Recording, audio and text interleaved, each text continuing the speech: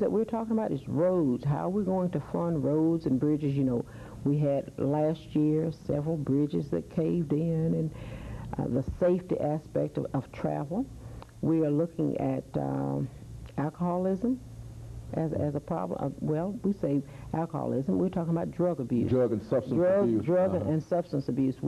I think you know, as most all of us do across the state of Tennessee, that drugs has inundated our communities across the state. Not metropolis like metropolitan government, but small cities. You know, cities like Jackson, Tennessee, very, very small cities.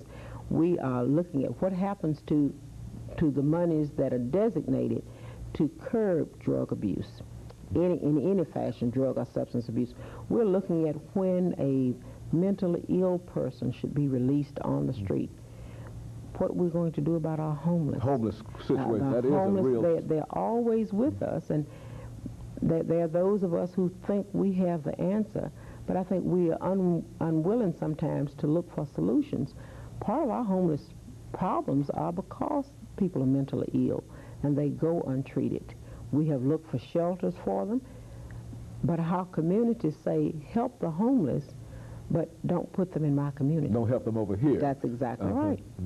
And we're facing where we're going to house them. We're facing what's going to happen to our elderly, how we're going to feed our elderly, how we're going to pay utility bills. And I think, you know, all of our utilities are escalating. Even taking the tax off food doesn't remedy how unemployed people will pay their utilities. Now, how would that work? Does it mean that there will be, you might not know the complete arrangements of it, does it mean that there will be absolutely no tax at all on food? There'll be no And how will tax. There'll be absolutely no tax on food. There's no tax on medicine now, but there will be no tax on food. There will be the state sales tax, I think, will drop from 5.5% to 4%. I'm doing this from memory based on the package, and there'll be studies on what is exactly is in the package. But that one I think was the most far-fetching one, that we remove the tax from food. But I think when we take tax off food, the revenue that is generated, we have to look at how we're going to make it up on something else. The other one was the Hall's income tax, that on dividends, that would be reduced or eliminated completely.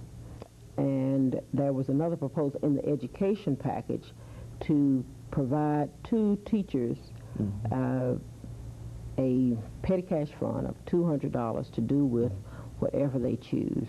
And one other proposal was to add 1 day to the school year. Well, now, taken together, the governor's tax plan and his education plan, they sort of complement each other, do they not? Yes. Which is to say that the purpose of the tax plan, while not solely for education, that education plays a very, very important part in it. That education would benefit from the tax plan, and I think even when it was presented, there were still some areas in there that needed to be cleared up. We have talked among ourselves about the possibility of that tax plan passing, and each one of us have ideas, but I think we'll wait to digest it and then carry it to the community. And then if it doesn't pass, then what happens? Where do we go from here? That's the other issue.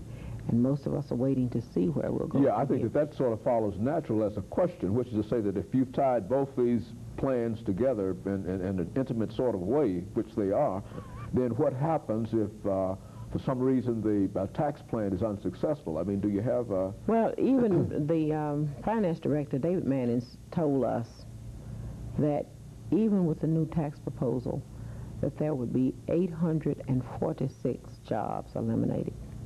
And so the state government is going to eliminate some jobs. Going to eliminate some jobs, and that could be equated to, if it does pass, that many jobs will be eliminated. If it doesn't pass, how many other jobs will be eliminated? And then there's always the issue of pay raises. You know, our employees, our state employees, they're diligent workers, and many of them have worked loyally for several years. And I think they deserve some kind of reward, you know, some kind of percentage raise. They want recognition for the service they render to this state, and I think they deserve it. But we have to look at where's the money coming from. And so all of these are some of the problems that you're faced with and that you have to deal with in the state Senate. That's true. Are you very optimistic about some of the outcomes? How do you see the future? I think so. I think it's like any other proposal. You give some and you take some.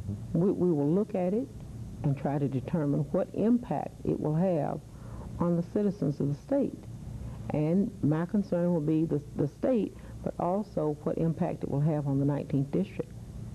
And given that, you'll vote yes or no.